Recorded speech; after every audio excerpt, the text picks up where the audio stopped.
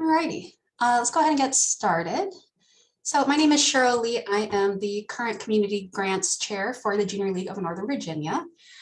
Today is our information session for our upcoming, current grants cycle, and it will be for grants that will be awarded in the spring of 2022 for your programs to use for 22-23.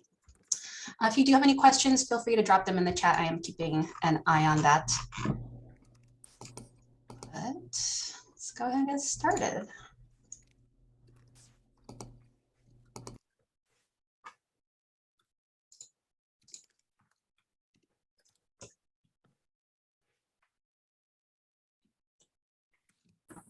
Good afternoon and welcome to our Community Grants informational session. My name is Paris Jolly and I am this year's president for the Junior League of Northern Virginia. Our organization is full of diverse women, all committed to promoting volunteerism and improving the lives of others living in the Northern Virginia area. For more than 60 years, we have been investing in our community by providing grant funding to trusted community partners. We support projects and programs that improve the lives of the children living right here in the Northern Virginia area. I am thrilled that you are investing in a partnership with us to advance the mission. The first steps to the process is to complete the community grants application by visiting jlnv.org. Thank you so much for investing your time with us, and we look forward to creating a partnership that will last a lifetime. Alrighty, so if you are unfamiliar with the Junior League, we are an organization of women. We're committed to promoting volunteerism, developing the potential of women, and improving communities through the effective action and leadership of our trained volunteers. On the side, you can see that there is an infinity loop that does tie together leadership development and community impact. It just demonstrates for us that development as a leader is intricately bound up in the work that we do in the community as a part of the league. A little bit about our history in the area. The Junior League as a whole was actually founded in 1901 in New York City. Our league chapter, the Junior League of Northern Virginia, was founded in 1958. So we do have quite a history in the region. Today we have more than 400 women in the area who do share a common desire to drive positive change in the community. Our community impact focus, which if you're thinking about your programs, our focus area is definitely, it's childhood obesity. So we do work to combat childhood obesity through nutrition and physical activity over education in the hopes of overall supporting a healthy lifestyle. So in addition to our community grants program, we also offer community support in 3 different areas. One is food access, the second is physical activity, and the third is the Junior League's own program, which is known as Kids in the Kitchen. It's an educational nutrition program that our volunteers will operate at different organizations in the area. So our impact in our local community, we have established more than 25 community programs and donated more than $2.6 million. In our 2020-2021 league year, which is the year that just ended, we donated more than 450 food bags to children at local schools, gleaned and collected over 6,000 pounds of food through grocery store drives, community gardens, and other activities. We held trainings, first racial equity challenge series for our members to engage in discussions about racism. And we awarded $10,000 in community grants and up to 300 volunteer hours to 5 organizations in the area. For our current league year, 21-22, these are our 5 community partners. So the Arcadia Center for Sustainable Food and Agriculture, the Falls Church McLean Children's Center, Girls on the Run of Northern Virginia, JK Community Farm, and the Lorton Community Action Center. So you'll see that the award amounts total the $10,000 that we give to the community. And it's important to note that all 5 organizations did receive monetary support as well as volunteer hours from our league members who are trained volunteers.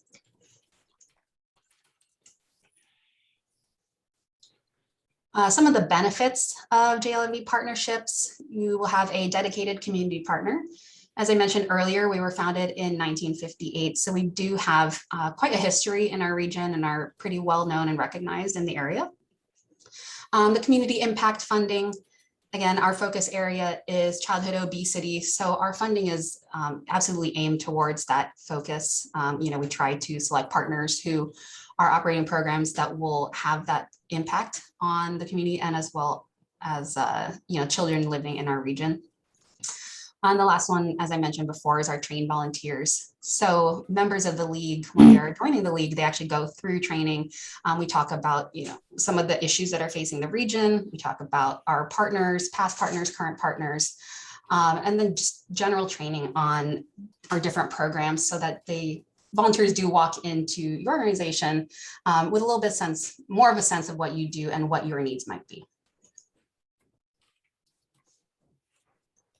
To help you out with the application, this is a list of some of the things you might want to prepare just before you go in. So of course, your IRS 501c3 determination letter, your most recent audited financial statement. I know that everyone has different fiscal years, so if that's unavailable, you can go ahead and submit your 990.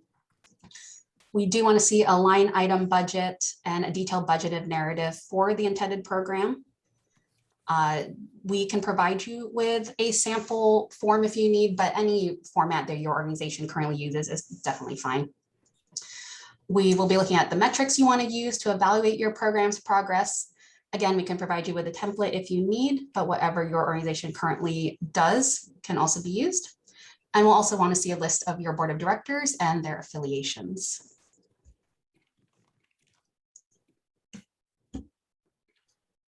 So some of the key areas of consideration in the application, and we point this out to you because we do have a committee who will be reviewing all of the application submissions. These are some of the things that we're really wanting to hone in on in your application. The first one is that our league is very committed to being diverse and inclusive. So we want to see how your organization demonstrates and ensures its own commitment to diversity and inclusion. Again, because this is such a big focus for us, we want to partner with like-minded organizations.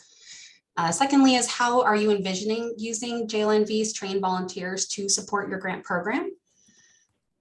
Third is if you are awarded a grant, how will you recognize the league for the contribution? And these, we're looking for both general and then maybe more specific ways. For example, if it's on your website, press release, that kind of thing. Fourth is how closely and in what ways does your organization or the program align with our focus area of combating childhood obesity? And fifth, but not last, is how will you be measuring your impact? And specifically as it relates to the impact that has been made possible through the grant from the Junior League.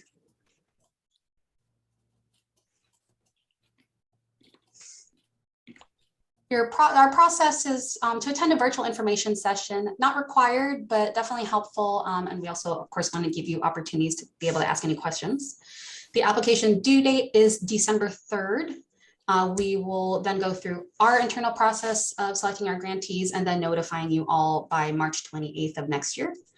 The grant contracts need to be signed by April 15. Checks would then be sent to your organization and the projects should begin on June 1st.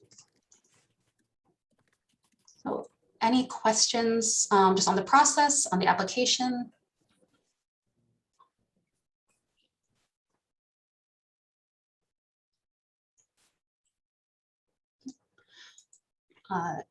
To find our application, if you haven't done so already, if you visit our website at jlnv.org and you scroll down to the news section, it is the first link there that we're accepting applications for 22-23. And then if you go ahead and click on the link to submit a grant application, it will go ahead and take you to the application. So you'll just want to read through that and you can, submit everything in here. I recommend probably just go ahead and type all of your answers into a Word document and then copy and paste. The boxes are, depending how much you write, may or may not be big enough for you.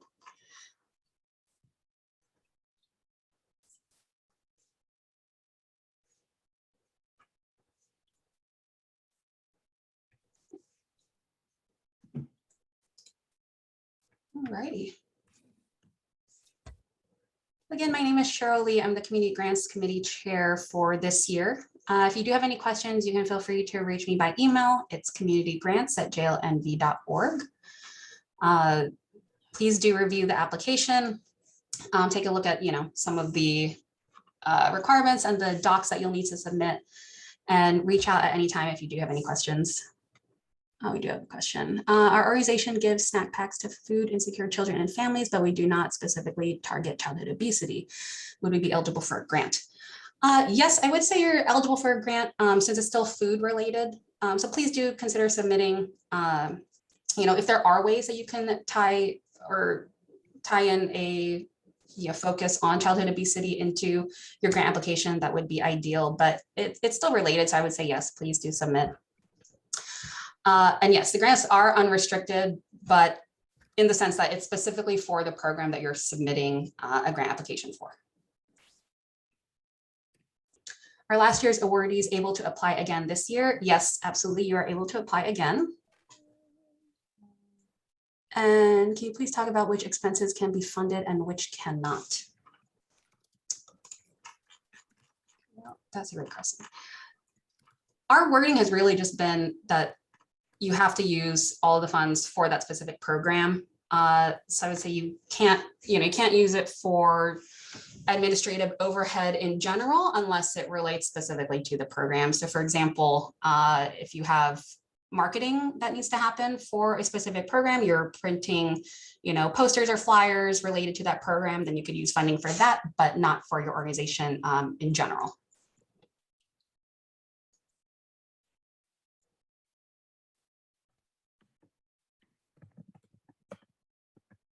Yeah, absolutely.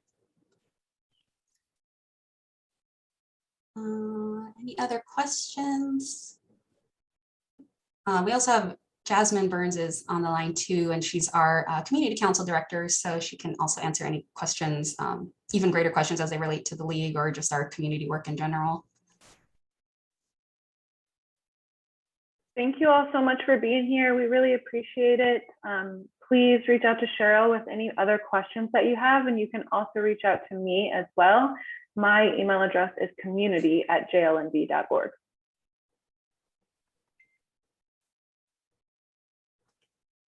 All right, well, that concludes our presentation. We'll stay on for a few more minutes if there are any other questions.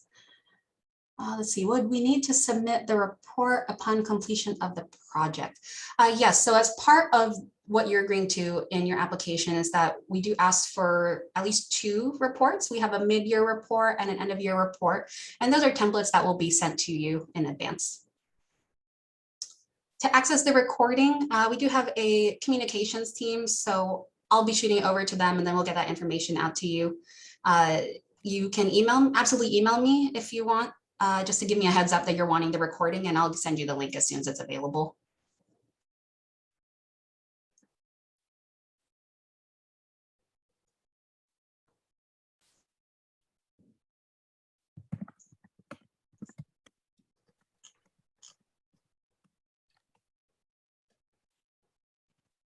Yeah, no problem, everyone.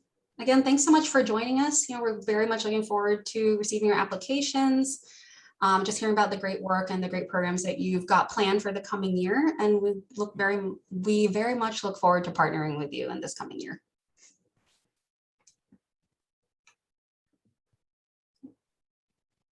So one last time, let me just put this up here. Any questions, concerns, if you want the link to the recording, if you're having difficulty finding an application, anything at all, please do email me, communitygrants@jlnv.org, and I'll get back to you as soon as I can.